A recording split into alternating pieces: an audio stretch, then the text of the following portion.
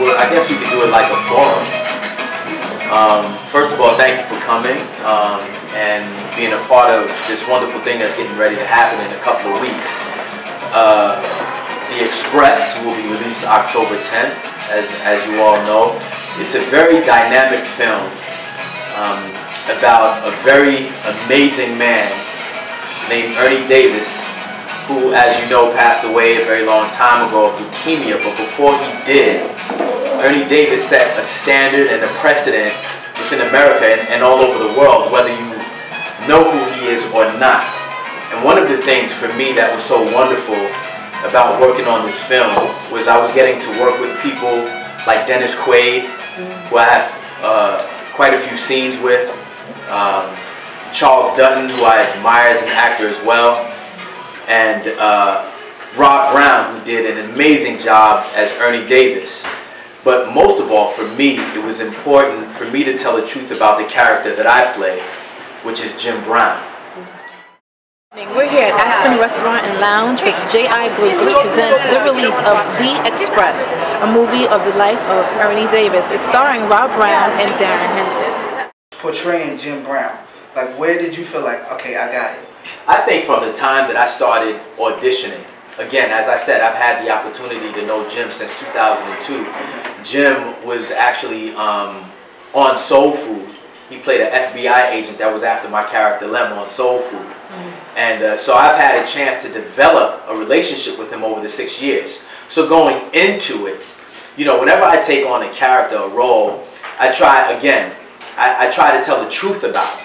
You know, what I say about acting is a private moment in public. You've seen movies before where you didn't believe it and you said it was a terrible film. We know when someone's telling the truth and we know they're not.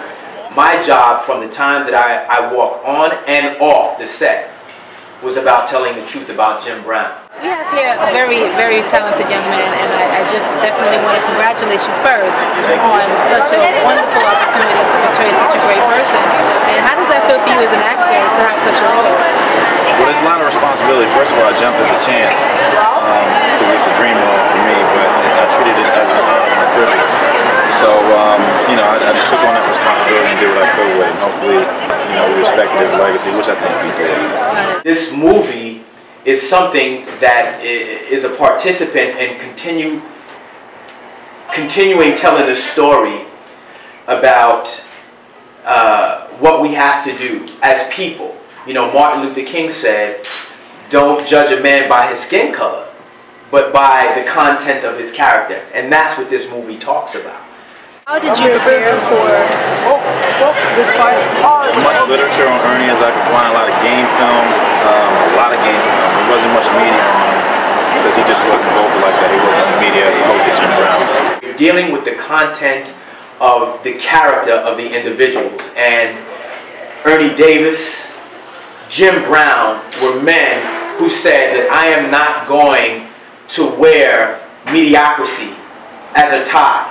I will not wear it as a badge. I will only wear excellence as a badge. I will only seek excellence and equality.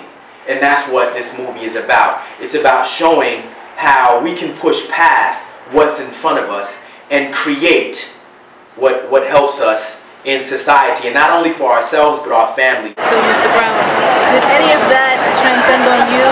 Any of his story, like were you able to take something from that story?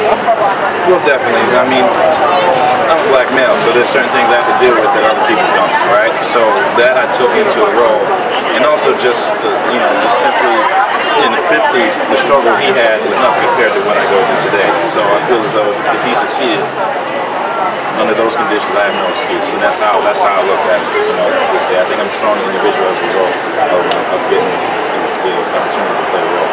Going to get an opportunity to see a lot more of who he is. We all know about Jim's football career, but the humanitarian aspect of who Jim is and the supporter that Jim is, we're going to find more about.